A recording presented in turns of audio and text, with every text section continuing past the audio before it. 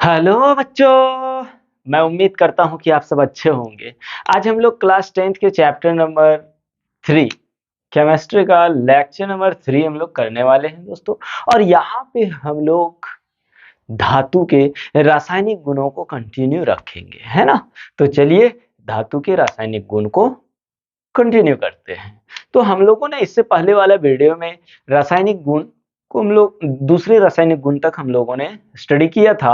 अब हम लोग डिस्कस करने वाले हैं दोस्तों गुण नंबर 3 से। तो आइए हम लोग देखते हैं इसका गुण नंबर 3 किसका, धातु के रासायनिक गुण, है ना। धातु के रासायनिक गुण। तो धातु के रासायनिक गुण में हम लोग आज तीसरा गुण स्टडी करने वाले हैं दोस्तों। तो आइए एकदम आराम से स्टडी करते हैं और घबराने की बात नहीं है, जितना होगा क्लियर समझाएंगे दोस्तों, है ना। उसके बाद देख लीजिए कभी नहीं भूलेंगे, बस हमारे साथ बने रहिए। तो आइए दोस्तों करते हैं तीसरा, धातु की अम्ल के साथ अभिक्रिया। तो दोस्तों धातुएं जो होती है अम्ल के साथ जब अभिक्रिया करता है तो क्या बनाता है। तो आइए इसको डिफाइन करके ही समझते हैं हम लोग। लिखेंगे जब धातुएं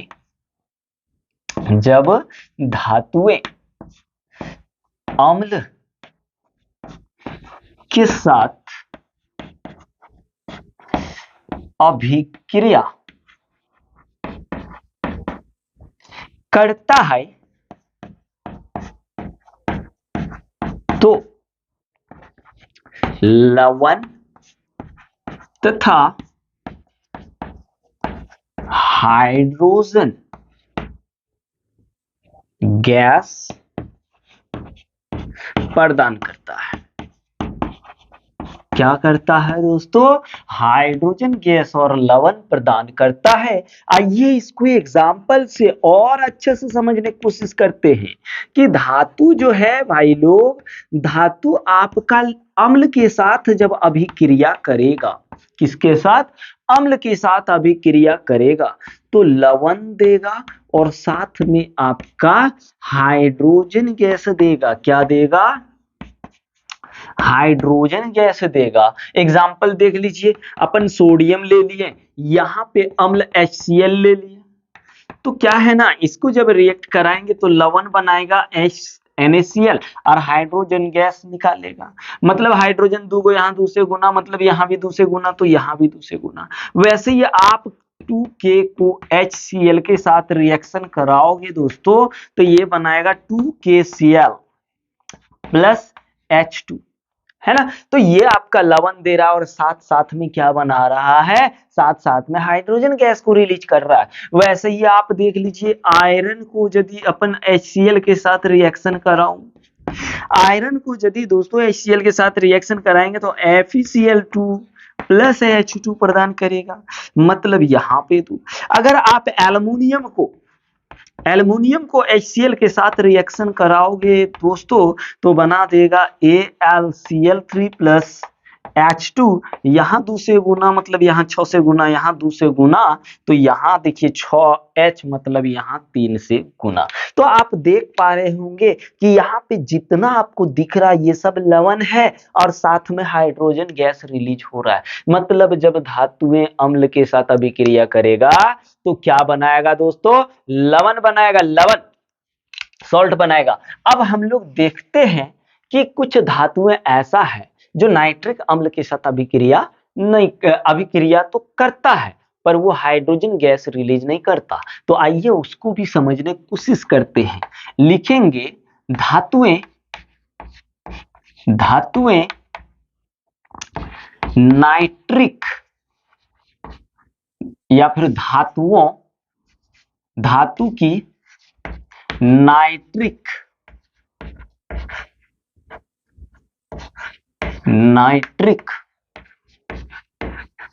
अम्ल के साथ अभिक्रिया किसके साथ दोस्तों? नाइट्रिक अम्ल के साथ अभिक्रिया। तो नाइट्रिक अम्ल का सबसे पहले फॉर्मूला तो जान लीजिए। देखिए नाइट्रिक अम्ल का फॉर्मूला अपन बता रहे हैं आप लोग को। नाइट्रिक अम्ल जो होता है ना, नाइट्रिक अम्ल को हम लोग HNO3, इसका रासायनिक सूत्र होता है। क्या होता है? इसका रासायनिक सूत्र HNO3 होता है। अगर आप नाइट्रिक अम्ल को जब धातुओं के साथ रिएक्शन कराओगे तो क्या होगा? तो चलिए लिखते हैं। जब धातुएं नाइट्रिक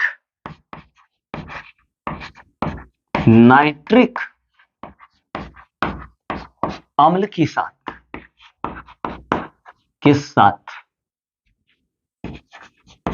अभिक्रिया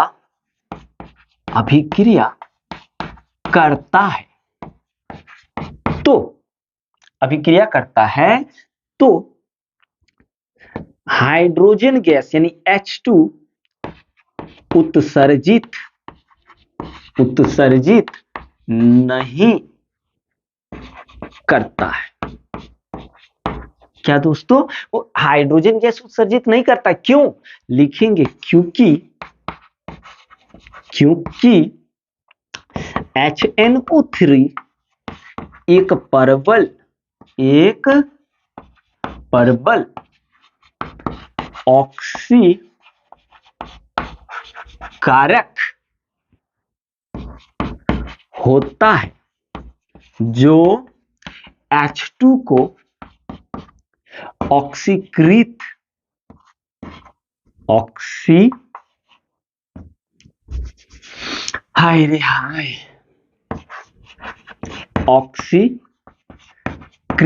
करके जल में, किसमें दोस्तों? जल में परिवर्तित कर देता है। आइए कुछ एग्जाम्पल से समझते हैं।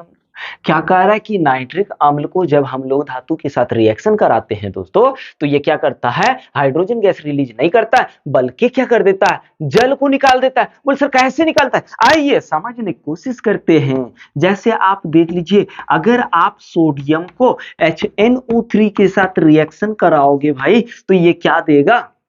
ये दे देगा NO3 plus NO2 plus H2O। क्या दे दे रहा? H2O। वैसे ही अगर आप जिंक को दोस्तों HNO3 के साथ रिएक्शन कराओगे तो आपका दे देगा ZnNO3 whole twice plus N2O plus H2O। यानी यहाँ पे ये किसमें उपचयित, नाइट्रोजन किसमें उपचयित हो जा रहा है? नाइट्रोजन डाइऑक्साइड में। जबकि जिंक के साथ अगर HNO3 को रिएक्शन करा रहे हैं तो नाइट्रोजन ऑक्साइड में दोस्तों क्या हो जा रहा है? उपचयित हो जा रहा है। लफिंग गैस इसको हम लोग बोलते हैं, है ना। लेकिन कुछ ऐसी धातुएं हैं जो नाइट्रिक अम्ल के साथ अभिक्रिया करके H2 गैस रिलीज करता है। लेकिन Mg तथा Mn अति तनु, क्या दोस्तों? अति, ऐसा साधारण नहीं, अति तनु यानी जिसमें अम्ल की यानी HNO3 की मात्रा अत्यंत कम हो। अति तनु HNO3 के साथ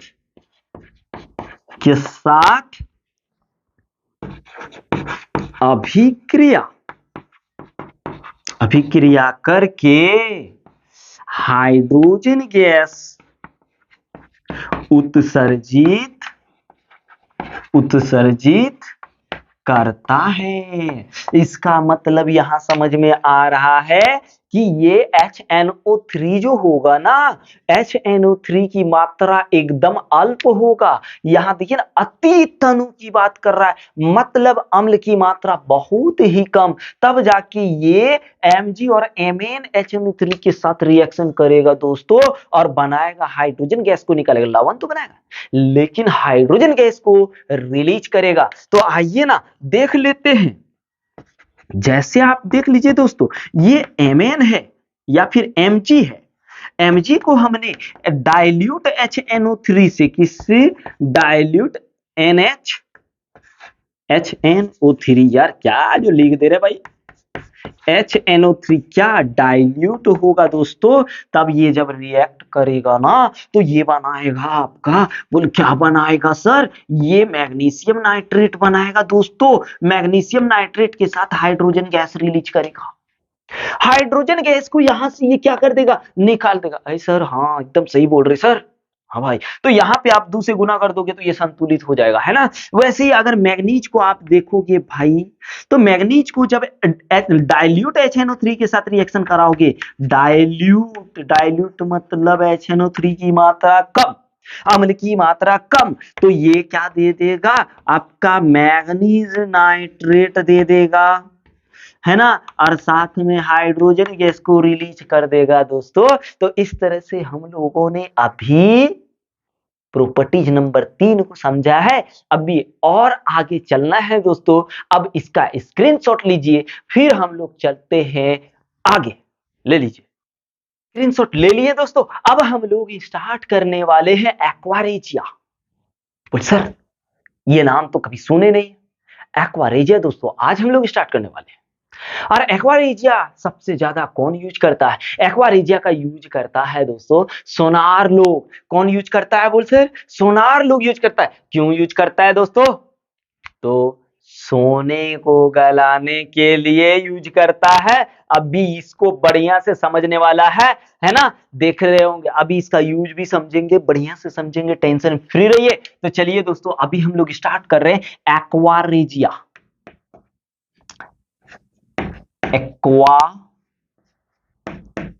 एक्वारेजिया, है ना, जिसको हिंदी में हम लोग बोलते हैं अम्लराज। अम्लराज। हाँ सर, बताइए अम्लराज के बारे में। तो अम्लराज के बारे में थोड़ा सा एक बार हम लोग समझ लेते हैं दोस्तों, उसके बाद हम लोग इसको डिफाइन भी करेंगे, सारा चीज इसका हम लोग देखेंगे, है ना। अगर मान लीजिए हम डिफाइन ही नहीं करेंगे तो एग्जाम में लिखोगे क्या? और एग्जाम में बहुत बार इसको पूछा भी गया है। तो एक्वारेजिया क्या होता है दोस्तों? एक HNO3 और HCl का ताजा मिश्रण होता है, ठीक है। हम लोग इसका उपयोग, इसका फॉर्मूला HNO3 और प्लस 3HCl होता है, ठीक है। और ये एक भवकता द्रव भी होता है। जैसे ही इसे लिक्विड में आप सोने या प्लेटिनम को, यानी धातुओं को डालोगे तो तुरंत गला देगा। जिसे आप लोग देखते ही होंगे, सोनार लोग गांव गांव में आता है और कहता है, लाओ भाइयों और बहनों, आपके जो जंग लगे हुए सोने या चांदी का गहना है उसे साफ कर देंगे। तो दोस्तों, भूल करके भी साफ करने नहीं दीजिएगा, खुद से कर लीजिएगा, लेकिन दीजिएगा नहीं। क्योंकि आप जब उसको वजन करके दोगे, मान लीजिए 100 ग्राम का चांदी का आपने चेन दिया, तो देख लेना दोस्तों, जब वो साफ करके देगा ना तो कुछ वजन घट जाएगा। कारण क्या होता है? कारण ये होता है कि वो एक्वारेजिया में उसको तुरंत डालता है और निकाल देता है, उसके बाद झूठो बरस ऐसे चला देता है। एक्वारेजिया में डालने के बाद जब निकालता है ना दोस्तों, तो वो कुछ अंश गला देता है, किसका? चेन का। उसके बाद उसका वजन घट जाता है। तो सोनार लोग इसका उपयोग बहुत ही ज्यादा धातुओं को गलाने में करता है। तो आइए हम लोग इसको बढ़िया से डिस्कस करते हैं। हाँ सर, करिए। तो एक्वारेजिया क्या होता है दोस्तों? तो लिखेंगे एक्वारेजिया,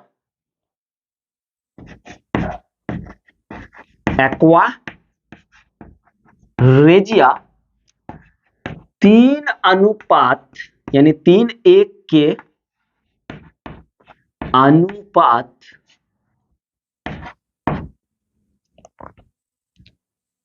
3:1 के अनुपात में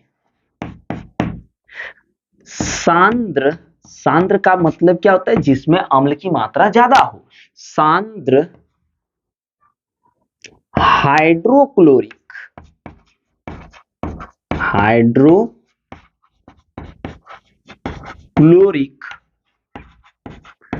अम्ल तथा सांद्र नाइट्रिक अम्ल का ताजा मिश्रण होता है। क्या होता है? इन दोनों का ताजा मिश्रण होता है तथा यह एक भभकता मतलब है हाथ डालोगे जल गया हो भाई, है ना?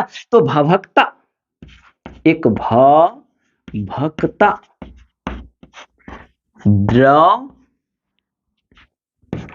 होता है और यह एक प्रबल में स्ट्रॉन्ग प्रबल संक्षारक भी होता है ना? होता है। इसी को हम लोग क्या कहते हैं? एक्वारेजिया कहते हैं दोस्तों। तो एक्वारेजिया का और दूसरा नाम क्या क्या है तो देख लेते हैं। इसका अन्य नाम, अगर अन्य नाम की बात करोगे दोस्तों तो इसको हम लोग बोलते हैं शाही जल। क्या बोलते हैं? शाही जल। शाही जल मतलब क्या? जिसको हम लोग रॉयल जल भी बोलते हैं, रॉयल जल भी बोलते हैं। और दूसरका की बोलते हैं सर, तो दूसरका जो होता है ना भाई, इसको बोलते हैं नाइट्रो हाइड्रोक्लोरिक एसिड। दूसरा नाम क्या होता है? नाइट्रो हाइड्रोक्लोरिक अम्ल। क्या होता है? नाइट्रो हाइड्रोक्लोरिक अम्ल। बोल सर इसका रासायनिक सूत्र की होता है? तो दोस्तों रासायनिक सूत्र या आणविक सूत्र की बात करें, आणविक सूत्र या फिर रासायनिक सूत्र, क्या आणविक सूत्र या फिर रासायनिक सूत्र की बात करूं तो दोस्तों इसका होता है नाइट्रिक अम्ल जो होता है, नाइट्रिक अम्ल जो होता है आपका अनुपात 1 में होता है और आपका HCl 3 के अनुपात में होता है। HCl कितने के अनुपात में होता है? 3 के अनुपात में होता है और आपका नाइट्रिक अम्ल 1 के अनुपात में होता है। यानी नाइट्रिक अम्ल कम मात्रा में होती है जबकि आपका हाइड्रोक्लोरिक अम्ल यानी HCl इससे 3 गुना मात्रा में होता है ना? उसके बाद दोस्तों ये देखने में कैसे लगता है सर, इसको हम लोग कैसे पहचान सकते हैं? तो दिखावट की बात करूं दोस्तों तो ये याद रखना लाल दिखता है। कैसे? लाल द्रव होता है या फिर ये पीला द्रव होता है या फिर दोस्तों ये कैसा दिखता है? या फिर स्वर्णिम का मतलब होता है सोना जैसा।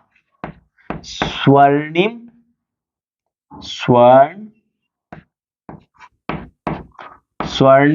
नो है, स्वर्णिम द्रव जैसा दिखाई देता है ना? जैसा होता है ना? होता है। बोल हाँ सर ये तो बात ठीक ठाक लग रहा है। दोस्तों इसका उपयोग अब भी हम बताएं, ये अधिकतर इसका उपयोग सोनार लोग करता है। कौन लोग करता है? सोनार लोग करता है। तो अगर आप उपयोग की बात करें किसका? एक्वारेजिया का, तो एक्वारेजिया का उपयोग जो होता है भाइयों, लिखेंगे इसका उपयोग धातुओं किसके धातुओं को गलाने में किया जाता है। लेकिन दोस्तों खास करके लेकिन खास कर सोना तथा प्लेटिनम, सोना और प्लेटिनम को गलाने में उपयोग करते हैं, है ना। सोनार लोग बहुत ज्यादा इसका उपयोग करता है।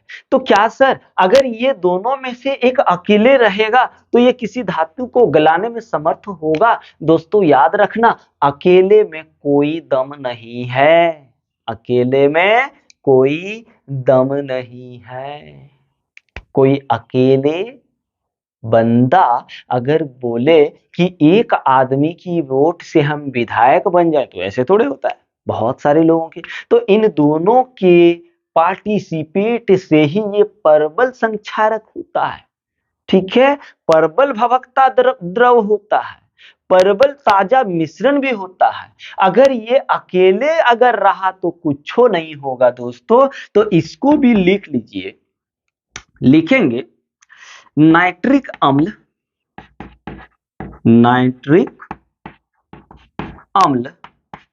तथा हाइड्रोक्लोरिक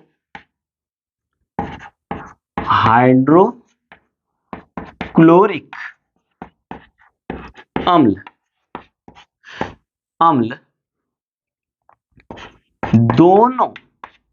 दोनों में से किसी एक में धातुओं को गलाने की क्षमता नहीं होती है। मतलब अकेले कुछ नहीं उखाड़ पाएगा। और जहां तक हमको उम्मीद है मेरे भाई और दीदी लोग से कि आप लोगों को अच्छे से समझ में जरूर आया होगा। अगर नहीं आया है दोस्तों तो जरूर कमेंट करके बताइएगा। तो चलिए इसका स्क्रीनशॉट ले लीजिए, फिर आगे देखने की कोशिश करते हैं। ले लीजिए। आइए आप करते हैं हम लोग धातु के रासायनिक गुणों का चौथा नंबर। चलिए देखते हैं कि धातु जो होती है दोस्तों, धातुओं की अन्य धातु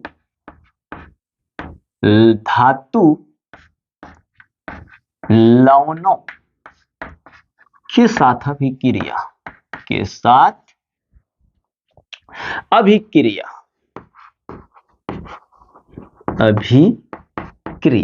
है ना। तो चलिए हम एक काम करते हैं, यहां भी धातु की बात हो रही है, यहां भी धातु की बात हो रही है। तो हम लोग क्या करेंगे, सबसे पहले अगर दो धातु है तो एक धातु को ए मान लेते हैं और दूसरे धातु को बी मान लेते हैं।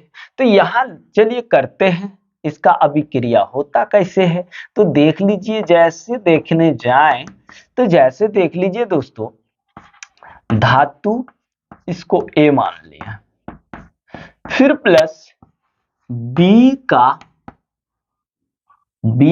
क्या है, एक धातु है, बी का लवण विलयन, धातु लवण की बात हो रही है तो बी का लवण विलयन, इसको जब अभिक्रिया कराओगे तो दे देगा ए का लवण विलयन प्लस धातु बी, क्या मिल जाएगा, प्लस धातु बी।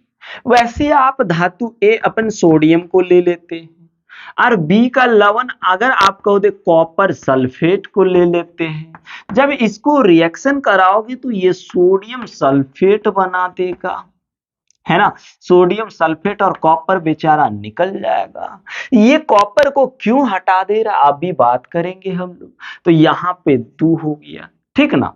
वैसे ही अगर आप देखोगे दोस्तों पोटेशियम को अगर आप कराओगे रिएक्शन किससे, एल्युमिनियम सल्फेट से, ठीक है, एल्युमिनियम सल्फेट से रिएक्ट कराओगे तो ये क्या है, ये आपका धातु लवण है। जब रिएक्ट कराओगे तो K2SO4 प्लस Al बनेगा, एल्युमिनियम दूगो, यहाँ पे अगर देखें तो no no no no, SO4 तीन गो है, अच्छा ठीक, SO4 तीन गो कर दो तो SO4 तीन कंप्लीट हो गया, अब तीन दूनी 6 ये बन गया। ये जो है ना दोस्तों, ऐसे क्यों हो रहा है कि इस गरीब आदमी को धक्का मार करके ये पोटेशियम निकाल दे रहा है और बोल रहा है भाग तू, तेरे साथ वो नहीं रहेगी, वो तो मेरे साथ रहेगी। ऐसा क्यों कर रहा, ऐसा करने का मतलब ये भी हो सकता है कि ये बंदा ताकतवर हो और ये बंदा थोड़ा कमजोर हो। और दोस्तों यही चीज है कि ये जो है ना, अभिक्रियाशीलता के आधार पर अगर देखें तो पोटेशियम जो होता है एल्युमिनियम से ज्यादा अभिक्रियाशील होता है। वैसे यहाँ पे अगर आप देखें सोडियम और कॉपर की बात करें तो अभिक्रियाशीलता के आधार पर सोडियम ज्यादा अभिक्रियाशील होता है, किससे, कॉपर से। मतलब वो ज्यादा ताकतवर होता है इससे, और इसमें पोटेशियम ज्यादा ताकतवर होता है एल्युमिनियम से। तो यहाँ पे चलिए इसको नोट कर लेते हैं, नोट कर लेते हैं कि अधिक अधिक अभिक्रियाशील धातु कम अभिक्रियाशील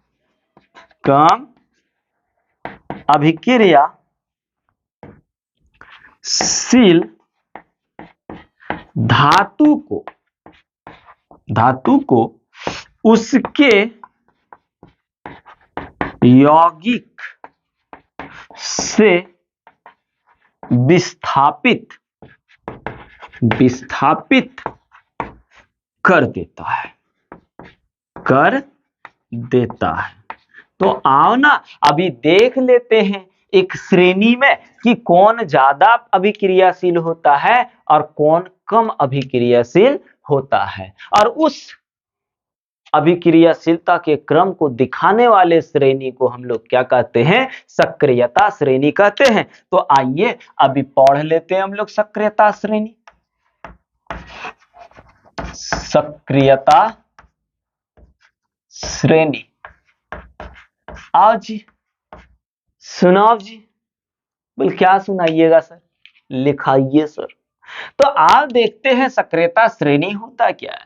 सक्रियता श्रेणी में क्या करते हैं दोस्तों, हम लोग इस श्रेणी में धातुओं की अभिक्रियाशीलता को घटते क्रम में व्यवस्थित करते हैं, ठीक है, और कुछ नहीं करते हैं। तो लिखेंगे सक्रियता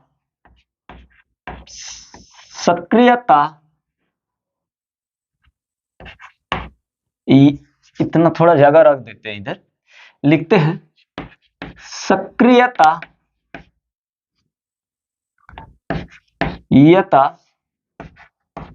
श्रेणी वह सूची है जिसमें धातुओं की अभिक्रियाशीलता को अवरोही, अब बोलोगे अवरोही क्या होता है सर, अवरोही का मतलब होता है घटते क्रम में व्यवस्थित किया जाता है। इसे हम लोग क्या कहते हैं, सक्रियता श्रेणी कहते हैं। आइए देख लेते हैं potassium, sodium, calcium, magnesium,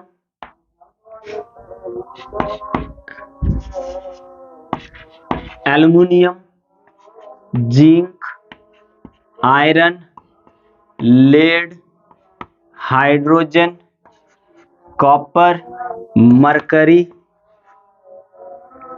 silver और सोना।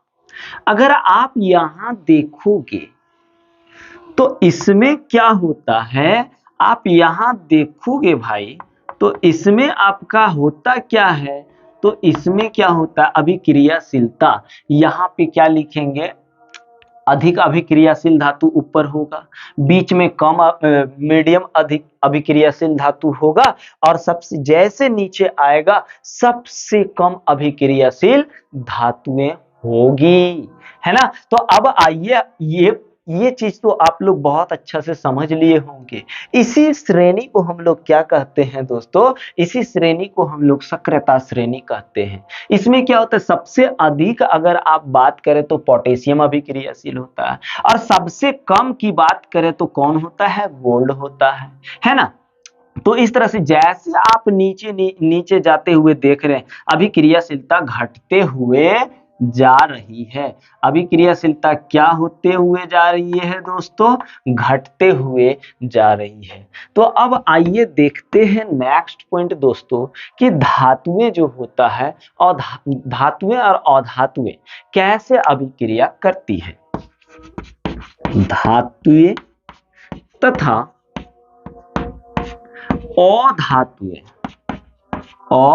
अधातुएं कैसे अभिक्रिया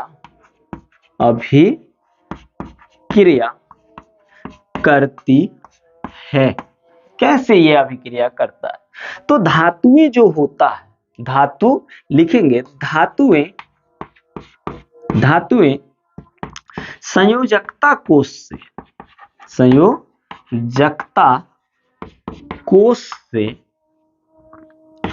से इलेक्ट्रॉन को त्याग कर धनायन बनाता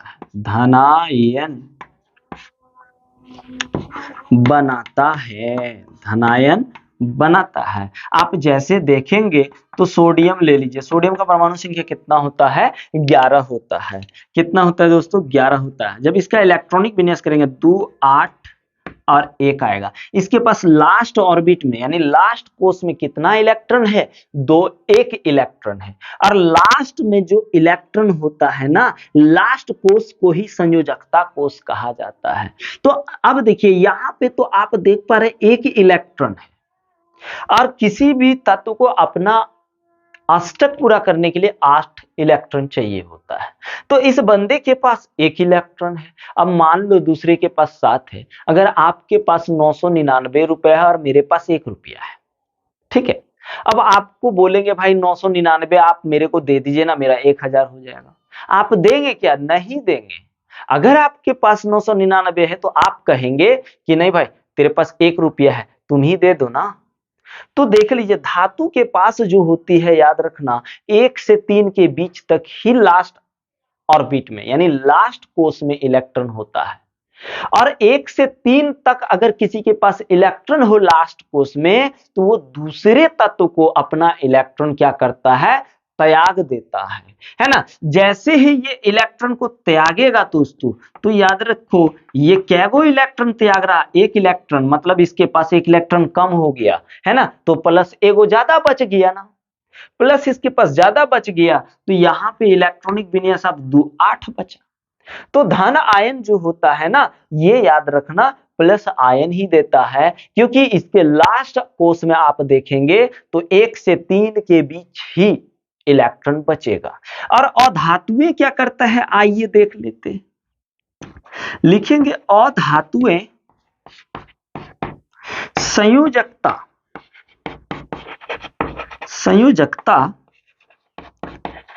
कोष से इलेक्ट्रॉन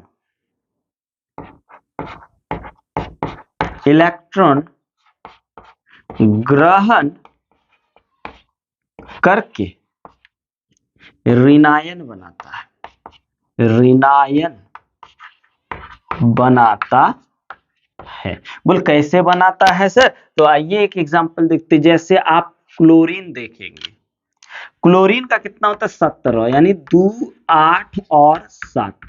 तो जितने सारे अधातुएं होंगे 3 से अधिक इसके लास्ट यानी बाह्य कोश में इलेक्ट्रॉन होगा। तो इसके पास 7 वो है, इसको अष्टक पूरा करने के लिए 1 इलेक्ट्रॉन चाहिए। ये क्योंकि अब मान लो अष्टक पूरा करने के लिए 8 इलेक्ट्रॉन चाहिए, इसके पास खुद 7 है, तो 7 ये किसी को देने ना सकता है। 1 होता, 2 होता, 3 होता दे देता, लेकिन 7 है, एक ही की जरूरत, तो ये क्या करेगा, किसी से 1 इलेक्ट्रॉन ले लेगा। अब भाई 1 इलेक्ट्रॉन ले लेगा, अभी ये तो न्यूट्रल है, ना इसके पास इलेक्ट्रॉन ज्यादा है ना प्रोटॉन ज्यादा है। तो इलेक्ट्रॉन जो होता है माइनस में होता है, प्रोटॉन प्लस में होता है। तो एक इलेक्ट्रॉन यदि ले लेगा तो माइनस वाला ले रहा है ना, एकदम सीधा सीधा समझिए। तो Cl में एक ही इलेक्ट्रॉन ले रहा है, क्यों, 8 हो जाएगा ना यहाँ पे। तो ये हो जाएगा, कितना हो जाएगा, 2 8 और 8, मतलब ये अपना अष्टक पूरा कर लेगा। और अष्टक, कोई तत्व अष्टक क्यों पूरा करना चाहता है, अब आप ही बताइए। आप अमीर आदमी क्यों बनना चाहते हैं? अमीर आदमी भाई क्यों बनना चाहते हैं? अमीर आदमी इसलिए बनना चाहते हैं ताकि हम लोगों को एक जगह से दूसरे जगह भटकना ना पड़े, काम की तलाश ना करना पड़े, आज खाने के लिए मोहताज किसी का ना होना पड़े। तो वैसे ही ये सब क्या करता है, ऑक्टेट पूरा करने के बाद राजा की तरह रहना पड़ता, ना किसी के साथ अभिक्रिया नहीं करेंगे। जैसे आप लोग को बताएंगे आवर्त सारणी वाले चैप्टर में कि क्यों अपना ऑक्टेट पूरा करना चाहता है हर एक तत्व। तो दोस्तों चलिए अभी इसका स्क्रीनशॉट ले लीजिएगा, लेकिन इसके आगे वाला वीडियो जो आने वाला है वो क्लास 9 10 11 12 के स्टूडेंट के लिए बहुत ही इंपॉर्टेंट है। जितना एक इंसान के लिए ऑक्सीजन जरूरी होता है, केमिस्ट्री वाले बच्चों के लिए वो उतना जरूरी होता है। तो चलिए भाई ले लीजिए स्क्रीनशॉट, फिर आगे हम लोग अगला वीडियो में बात करेंगे। ले लीजिए।